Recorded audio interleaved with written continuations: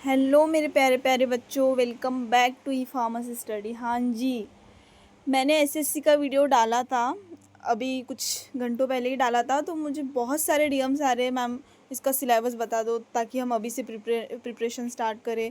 आपकी भी बात सही है, क्योंकि कभी भी मैंने आपको क्या बोला है, कंसिस्टेंसी रखी है अगर आपने, तो आपका सिलेक्शन पक्का है। अगर ये जुलाई में एग्ज़ाम हो रहा है, इफ़ ये जुलाई में एग्ज़ाम होल्ड करते हैं आपका, तो अगर आपने जुलाई तो नहीं करेंगे, मे बी मई के पहले ही हो जाएगा आपका फेज़ 14 का। और मेनली इसमें नॉन फार्मा है, तो आप समझ सकते हो, आप ऑलरेडी आरआरबी की प्रिपरेशन कर रहे हो, इतना हार्ड मेरे से वन लाइनर दे रहे हो आप नॉन फार्मा का, तो ऑब्वियसली ये तो आप यू क्रैक कर लोगे अगर आपने कंसिस्टेंसी और hard work smart work both का यूज़ किया तो। ठीक है, तो क्या कैसा सिलेबस आता है इसमें? फार्मा नहीं होता है, बिल्कुल फार्मा नहीं होता है। आप तो बहुत खुश हो गए होंगे जानकर, अरे अरे इसमें तो फार्मा नहीं होता है, बट इसमें नॉन फार्मा होता है। हार्ड नहीं होता है इतना, जहाँ मतलब मैंने PYQs देखे हैं, मैं शेयर भी करूँगी अपने व्हाट्सएप ग्रुप पे। तो इसका कैसा है अपन देखते हैं। जनरल, जो भी जनरल वाले इंटेलिजेंस के क्वेश्चन आते हैं, 25 क्वेश्चन आते हैं 50 मार्क के। एंड जनरल एप्टीट्यूड के क्वेश्चन आते हैं 50 मार्क के।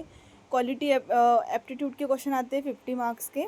इंग्लिश लैंग्वेज के आते हैं 50 मार्क्स के। मैं आपको बोलूँ, general aptitude and English language, ये आपका इतना स्ट्रॉन्ग कर लो कि अगर बाकी में भी अगर आपने ऐसा थोड़ा थोड़ा भी पढ़ लिया, जनरल इंटेलिजेंस का और एप्टीट्यूड का, क्वालिटी एप्टीट्यूड का, अगर वो नहीं भी आया तो आपका इसमें 100 में से समथिंग 50-50 है, तो एटलीस्ट आपको इसमें 80 तो भी मिलना चाहिए जनरल एप्टीट्यूड में एंड इंग्लिश लैंग्वेज में। ठीक है, तो ये टोटल 200 मार्क्स का होता है। 100 क्वेश्चन आते हैं, वही बॉक्स वाइज आएगा, बट इसमें जैसा लिमिट नहीं होती, जैसा 18 मिनट का जैसा एम्स में हुआ था अभी इस बार की 18 मिनट्स का, DMER में भी हुआ था 18 मिनट्स का, ऐसा कुछ ब्लॉक में, तो ऐसा नहीं है। बट इसमें भी निगेटिव मार्किंग है, 0 नोट कर लीजिए, 0.25 की निगेटिव मार्किंग है इसमें। और 1 घंटे का पेपर होता है आपका, 60 मिनट्स का। 1 घंटा आपका फ्यूचर डिसाइड कर सकता है। तो ये सिलेबस पैटर्न मैंने आपको बता दिया क्या क्या आ सकता है।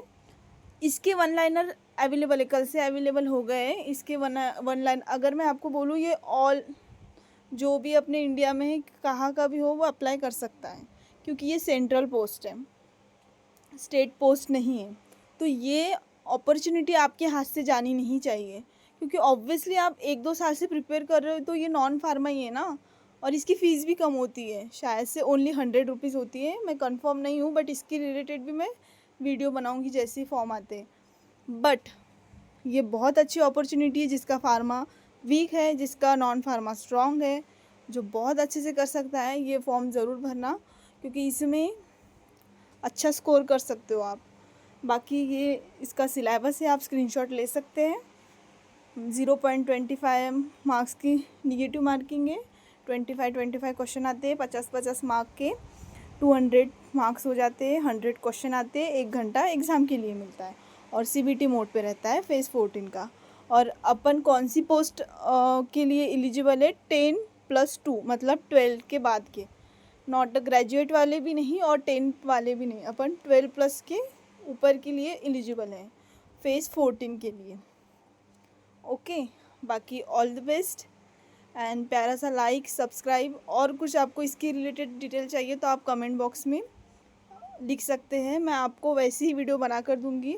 और अपना व्हाट्सएप ग्रुप है जहाँ पे अपडेट आती है फ्री में, jobs related, vacancy related, videos related, तो आप उसको भी ज्वाइन कर सकते हैं। बाकी ऑल द बेस्ट।